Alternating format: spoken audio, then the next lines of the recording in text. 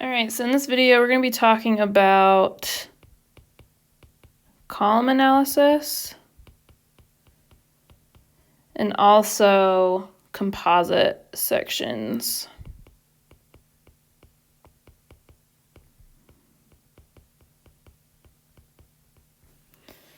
All right, so let's go ahead and just start with column analysis.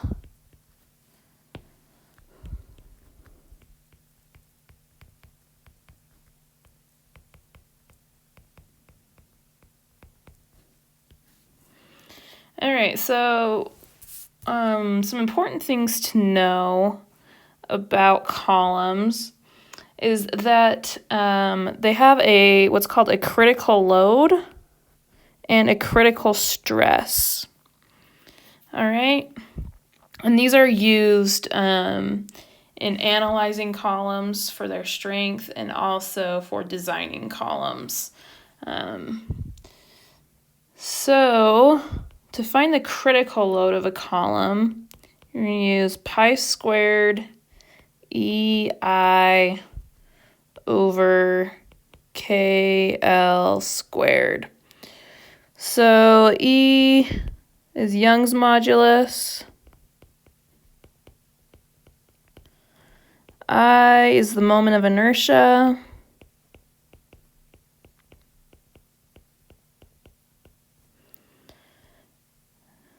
L is the effective length. And then finally, K is an effective length factor. And so this is based on the boundary conditions of your column.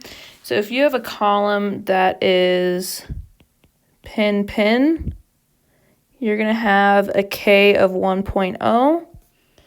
If you have a column that is fixed, you have a K factor of 0.65. And if you have a fixed pin, then you're going to have a K factor of 0.8.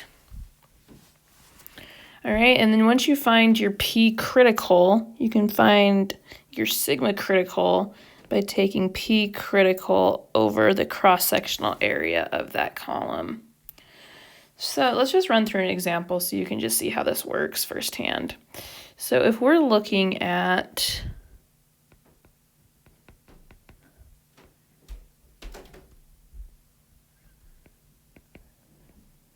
this column right here, now it's got a length of 10 feet.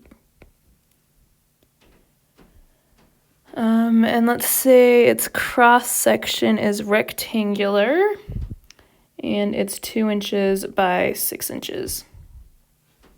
And it's made out of steel, so E is 29,000 KSI. All right, so the first thing we want to do is find the area and the moment of inertia. So area is just going to be base times height, so 2 inches times 6 inches, which is going to be 12 inches squared. And then moment of inertia for a rectangular section is BH cubed over 12. So we're going to get 2 times 6 cubed over 12. And we'll get 36 inches to the fourth. All right. And then we need to find our K factor. So this is a pin-pin. So we're going to have a K factor of 1.0. Then our length, we need to change feet into inches. So it's 12 inches in 1 foot. So that's 120 inches for our effective length. Now we can find P critical, which again is pi squared EI over KL squared. And it's important to note that it's K times L and then you square it, all right? So that's going to be equal to pi squared times 29,000 KSI times 36 inches to the fourth all over 1.0 times 120 inches squared. You plug that all into a calculator and you'll get 715.5 kips for your critical load. All right, so now we can look at our critical stress, which is just going to be P critical over the area, the cross-sectional area. So that's going to be 715.5 kips all over 12 inches squared, and we'll get 59.6 KSI. So let's go ahead and let you try one of these on your own. All right, so if you've got a fixed pinned column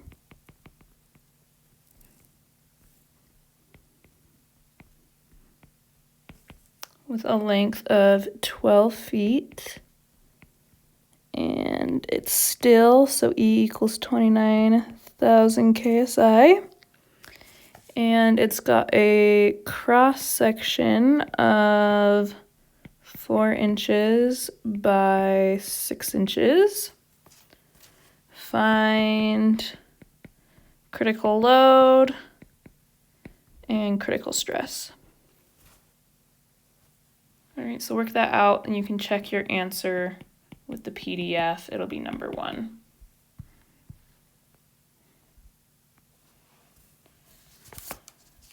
All right, let's talk a little bit now about composite sections.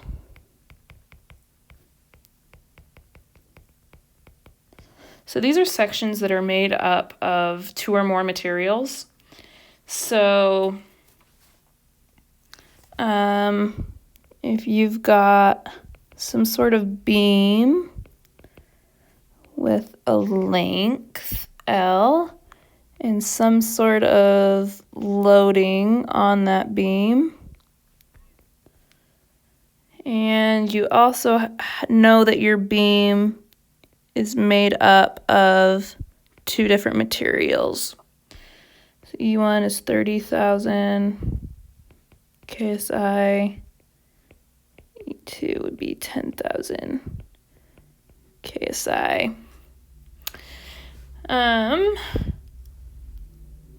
Let's just run through a full example here so you can get the big picture. We'll give this a base of 2 inches, and these sections are just an even 3 inches each. L is going to equal 10 feet, and W will do 10 kips per foot. All right. So if we wanted to find the maximum bending stress in each of these materials, so find sigma 1 max and sigma 2 max. So the maximum bending stress in material 1, maximum bending stress in material 2. All right, so the first thing we want to do is find this ratio between the 2 materials, and we call that N. So we're going to put the stronger material and divide it by the weaker material.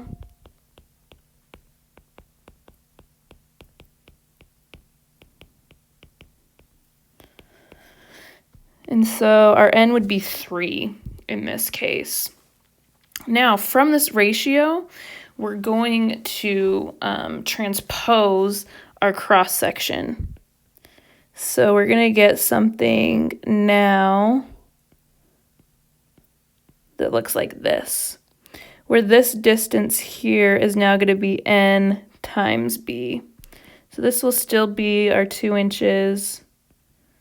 These will still be 3 inches, but this is now going to be 3 times 2 inches, which is going to be 6 inches. All right, so now this is now the cross section that we're looking at now, and we transpose this to make up for the fact that one material is weaker than the other.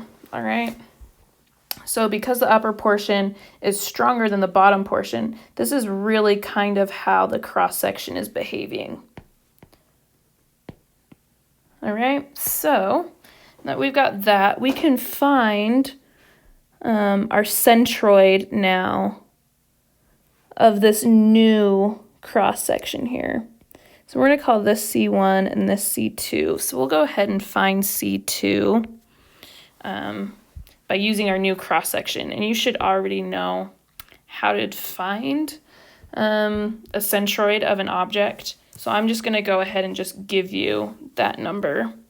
It's going to be 3.75 inches.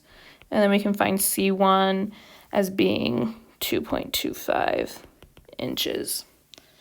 All right, and then you're going to go ahead and find your moment of inertia of that transposed cross section. So find the moment of inertia of that. And again, you should already know how to do that. You just use the parallel axis theorem a couple times, and you'll be able to find that the moment of inertia of that cross section is 58.5 inches to the fourth.